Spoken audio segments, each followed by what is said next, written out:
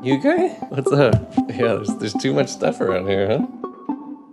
Hello. In this episode, I'm still working on the podcast website. What I do in this episode is I catch you up to the state of the website, what it looks like today. I was recording my screen while I was editing, and so I wanted to share those highlights. I wanted to share some of the really nice things that were happening because of Mast and because of every layout. My name is Ben Brown. I'm trying to remake my podcast website, and I'm using Urbit to do so. This is like really deep into a lot of videos, so you may want to go back to the first one, the part one. There's like a BYOP, Build Your Own Podcast on Urbit playlist. Check that out if you want to know what's going on, because this is starting at a high level and just like going full speed ahead. If you want to support the podcast, and I guess in some kind of way the videos, I have a Patreon for the Hangout Musicians podcast. In there, you can give $2 or $15 a month to help me keep going with basically what I'm doing now. Half of what I'm given is going to go to my favorite charity, Give Directly.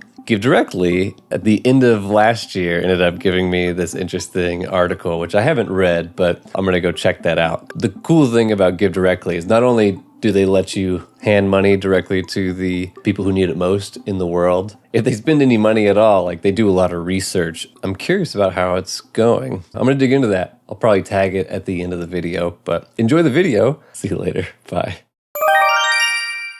Yar, yar, yar, yar. Good morning.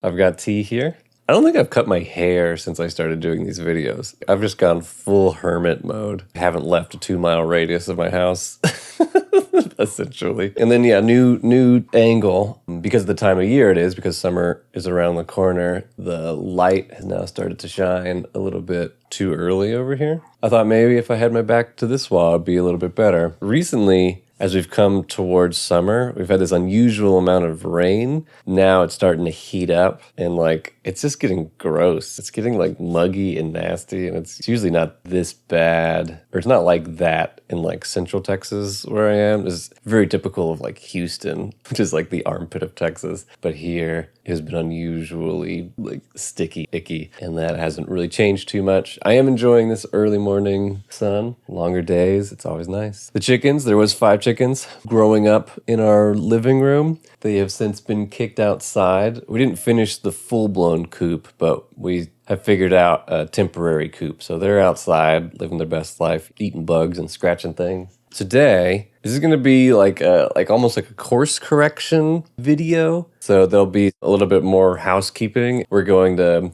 take a leap forward to see where I am now. I'll try to like fill in the gaps, but I need to make some corrections before I move on. Let me first lay out what we're going to talk about.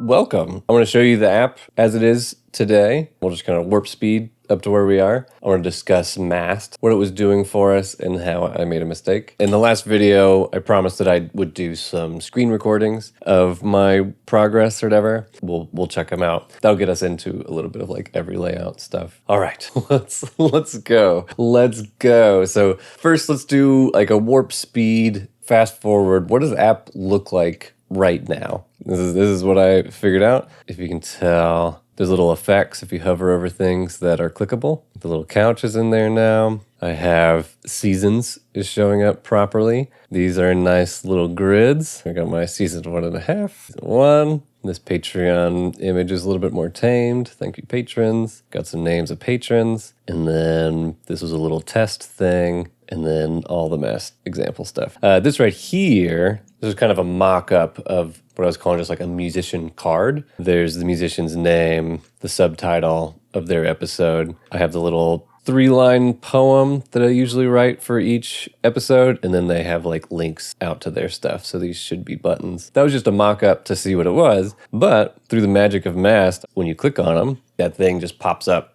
Yeah, it's not formatted quite well. I kind of got rid of some little diddly bits. So yeah, it needs a little bit more work there, but I can close it out. I can go to the next one, close it out, So this is nice. Yeah, this is the state of the app as it currently is. As a reminder, this was the original site. Yeah, Homecast guests, and it was just everybody all at once. Listen, patrons. Pretty dang close recreation here. Let's shrink it down to something like a mobile view. This is the exact behavior that I wanted from the original Squarespace, but Squarespace wouldn't let me do it. Instead of 2 big buttons, boom, boom, boom, boom, it's now like an appropriate size of 3. Yeah. I'm proud of that. I think that looks good. I think that's where I was headed this whole time.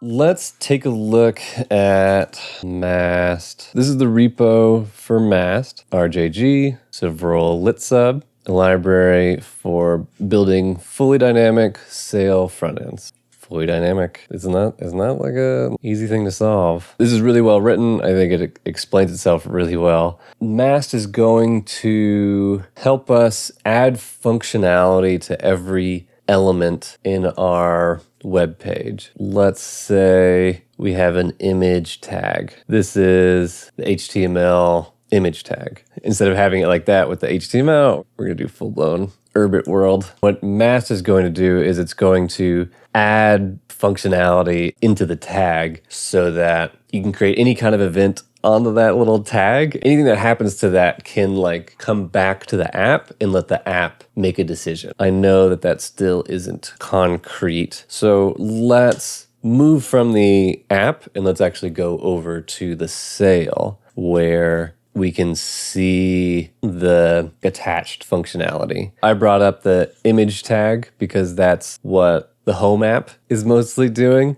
but the example for mast is utilizing a button, just kind of like a raw button. This stuff right here, this collection is actually going to be at the very bottom of my page, which we haven't spent any time down here.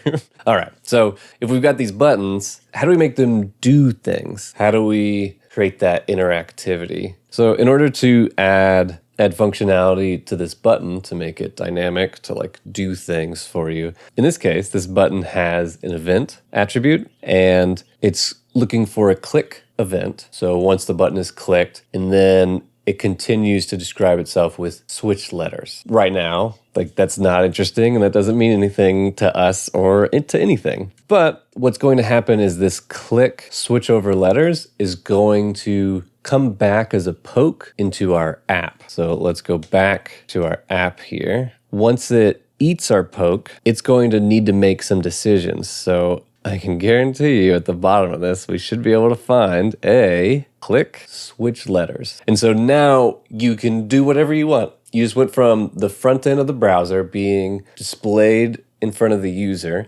and a little click interaction that has now come back into your app and you can make decisions based off of the event. In this case, it does stuff, makes a brand new display, and then it sends that display. That's the action it's going to take, send the display out, and it's going to change the state. The state is remembering what display it recently put out. It gives you the new display to remember. That's what the app is doing. Yes, I think that was quite thorough. Not only does mast come in and make all these buttons more dynamic, more functional, you just add, your event attribute and whatever the heck you want, and then you're off to the races. Because mast is remembering the last display that it's put out, and then it's going to construct a new display. Mast actually has an algorithm to check, what is different? How can I update this old one with the change of the new one with the least amount of changes as possible? It just ends up sending just that little bit, the bare minimum changes to make it happen.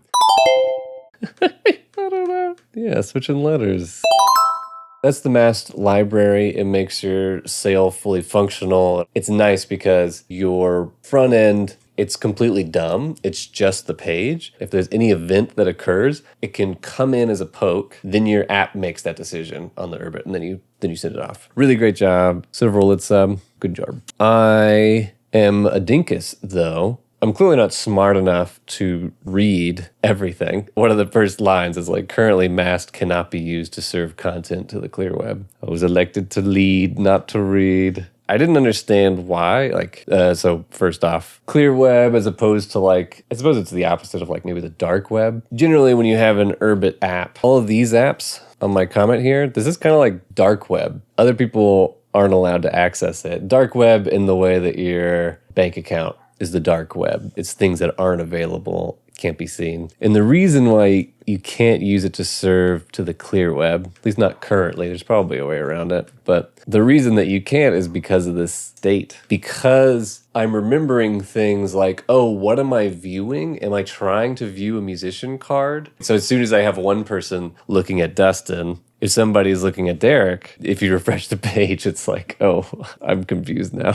As soon as there's a second person looking and the app is remembering things in state, it's like that doesn't work. The alternative, whenever I'd first mentioned mast, I'd mentioned that it was like HTMX. And so HTMX is still, I think, still viable. I don't know. I'm not 100% sure. I'm going to have to double check, but I'm pretty sure it'll be viable. I wonder. Now I'm actually thinking I might be a double dinkus. I might not be able to do this at all. Eesh. I think I need to have a conversation with Several. All right, mast. Mast is great, and I am dumb. Moving on from however big a mistake that was, let's look at some of the screen recordings. So like I promised, I kept screen recording whenever I would edit things. Yeah, still back in March. Wow. No one's ever going to accuse me of going too fast. March 26th, 7 a.m. So yeah, I have these screen recordings. They have a decent vibe to them. I consider just slapping on some. Actually, I'm probably just gonna fake it. I'll slap on some vibey music. For us, we're just gonna scrub through these things and get through it. So already at this point, I had fixed one of the major things, which is the app is now going and grabbing a generic home duo image and slapping it where it belongs in the podcast sequence. I had a little issue with the grid that took me multiple days. I think I did one screen recording on the 19th. That's when I first started and kind of messed myself up. And then I was stuck for days. And it wasn't until early in the wee hours of March 26th, I actually fixed it. Yeah. That's what I'm talking about here. Look at how nasty that is. That's what I was stuck with. I had grid and it was working, except for I would get these tiny little things. That made me insane for days. Instead of doing this clever thing that I discovered, just doing the normal thing, and now it works great. So I'm talking about working on the Patreon, maybe. Oh yeah, and just adjusting seasons. Cool. That's the first. Next episode, I guess I mentioned the font. I went and snagged fonts. And then I get inspired. It's oh, I should look inside of every layout and see how they do the font, because he kind of just does one font. And yeah, this is what I ended up following this stuff. Notice the WAF 2, WAF and WAF 2. I learned it's a web open font format, and then I didn't have a WAF for what I wanted, so I had to go pick it up. Yeah, and so then I try to put it into my thing. And another screen capture. So I pull a new font, let's clean up the CSS file. I'm ready to go. Yeah, this is when I start messing with how do I make that seasons better? Give it the right kind of name. I struggle. I struggled. Trying to figure this out. Took me a while to realize how to do it. Divided by 10, season 2, weld it, 2, 1, 2. Okay, boom. Everybody's got to know this. This is too particular. Well, gotta go. Day sciencing. And I come back in the afternoon on the 26th. Gosh, give it a rest, man. Howdy doop-doo. And then I go back over every layout, because every layout is going to be what helps me do this and this. Yeah, so every layout has this card. All right, we're gonna really start talking about every layout, because before I was just more starstruck on how much I liked it, but it's like, oh, I don't want to do utility first CSS, utility first classes, utility first CSS classes. Like, I didn't want to do that. I discovered the every layout, and I was like, I think this is the right abstraction. I think this respects CSS as it is, and that's the level that I want to be messing with. I didn't fully understand it. I didn't know how to really make it work, but this is what helped unlock it. That if you wanted to make a card like this, the thing that you're doing is you are piecing together and even nesting in these different layouts in order to get what you want. So in order to create this really simple card, what you do is you have these layouts, very generic layouts, very bland. They're just on the sidelines and they're ready to go, and you pull them together to make them happen. This guy, first you put it into a box. So we've got the box layout, put into a box. Then you create a cluster for the X button on the top. So here's the cluster. And then you have a section of text, which is inside the center layout. And then you have another cluster of buttons that has that OK and cancel button. And all three of these things is actually inside of the stack layout. So box, it's just a box. Cluster, it'll move things together to the right or the left. Center puts things in the center. And stack makes it so that there's a nice gap in between two things. This gap here and here is where the stack comes in. The stack is genius. You can read the stack. It's very good. There we go. That was me trying to get it exactly how it was. Good job. Worth it. That's every layout. I steal from it. I try to like stack those layouts in different ways to like get the thing that I want. I really enjoy it. I think it's a very high class option. It just took me 3 hours. That's all I do.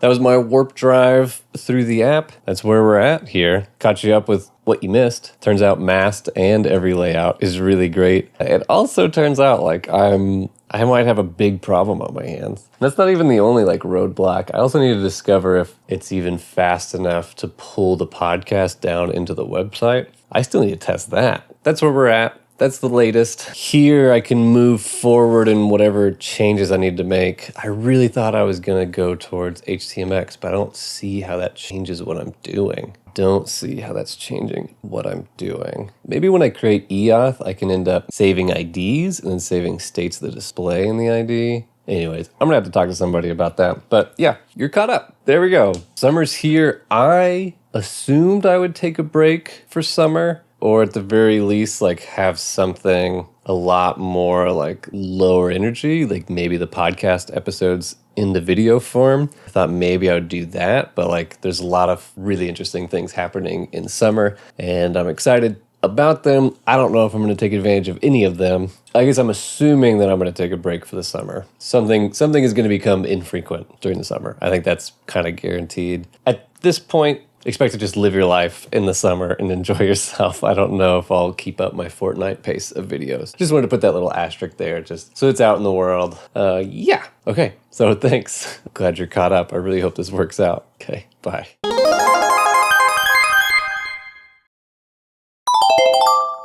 Back here, reading this article. So Give Directly. Early findings from the world's largest UBI study. Give Directly not only hands people's money, but they also like are adamant about what we got to figure out what's actually happening. If you give the whole village $50, does everything go up in price? If you only give it to half of the neighbors, does it make it worse for their other neighbors? There's a lot of things to take into consideration. It's interesting that they're calling it a UBI. I didn't realize it was labeled that, but no strings attached, unconditional handing up of money, UBI, Universal Basic Income, monthly. So I guess they have for 2 years. They've been going. Largest study. Decently old information, just the end of 2023. Top summary. Empowered recipients and did not create idleness. That's like one of the biggest debunks. What do you do if you have a little bit extra money? You probably like have a kid. You go back to school. You improve yourself. Both a large lump sum and a long-term UBI proved highly effective. Short-term UBI was the least impactful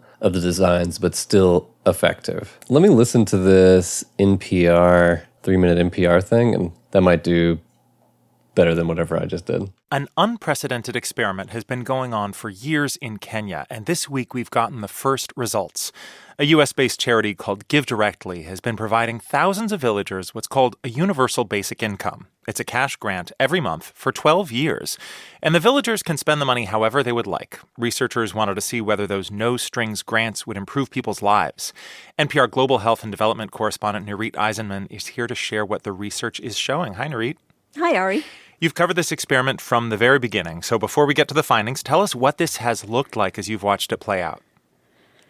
Yeah, almost 7 years ago, I traveled to Kenya to report on the kickoff in one of the villages. Here's some tape of men and women at a community meeting when everyone's phones started to ping.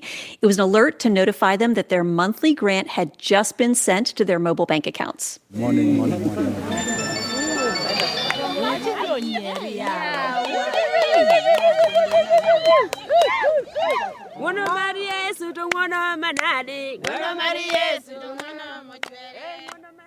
And you know, that joy and bursting into song that you're hearing is a reflection of just how much people in these communities have been struggling. The year before this experiment started, 85% of recipients reported experiencing hunger. Also worth noting, the amount of these grants is very small, about $50 a month, just enough to cover food and other basics. That tape was from 7 years ago, you said, or almost 7 years ago. So why are we just now getting information on the impact of this project? Right. From the start, an independent team of economists has been studying this rollout. It's taking some time, and now they've made public their findings covering the first 2 years. Specifically, they compared the impact on the recipients to a control group who didn't get any money, and also to 2 other categories. People who got that same monthly income, except instead of with the promise of 12 years, for just 2 years. And then a final group that got that same 2 years' worth of income, but in one lump sum payment. So let's get to the results. What did the researchers learn? Yeah, well, compared to people who got no money, everyone who got cash was better off when it came to measures of well-being, like consumption of protein, spending money on schooling. And that fits with findings from previous studies of no-strings cash aid, namely that poor people don't waste the money. But the big news here is that people who got their money in a lump sum were way more likely to start a business, a little shop, a motorbike taxi service, than people who got the same amount but parceled out over 2 years. So the top line finding seems to be that giving the money all at once is better than the increments over time. Yes, for the people who only got it for 2 years. But the people who knew they'd keep getting those monthly installments for 10 more years, they also started lots more businesses because they found a way to turn their monthly payments into a lump sum by using these rotating savings clubs. What are those? Basically, every month, everyone in the club pools their money, and then they take turns getting the entire payout from that pot. The researchers and also economists I checked in with who were not involved with this study say it offers some really groundbreaking evidence that many people who are trapped in poverty are trapped because they don't have access to the large chunks of capital they would need to make the kind of investments that would increase their income. Here's one of the researchers, MIT economist Tavneet Suri. She says the next several years are going to be crucial to study. We need to see if these effects last. Does it just disappear, or was this enough to keep them going forever? Because if so, a long-term income program might not be necessary. Maybe just giving people cash aid in one lump sum could be enough to change their lives. That's Nurit Eisenman on the latest research. Thank you. You're welcome, Ari. That's really interesting. So the big lump sum, like don't dole it out over 2 years, just drop it on them. Like that has the best results. Interesting. Basically pandemic rules, right? Stimulus. The people who were going to get it long term, the people who got the most benefit were the people who pooled it and then just like dropped a lump sum on like each other for one at a time. That's really cool. I love that like no strings attached and then neat things happen. I just love Give Directly, man. How else do we pick each other up, you know? It's like, you can't live without money, so it's like, wow, let's just lift each other up, you know? Good stuff. I love Give Directly. All right, this is certainly long enough. Bye. Thanks for humoring me.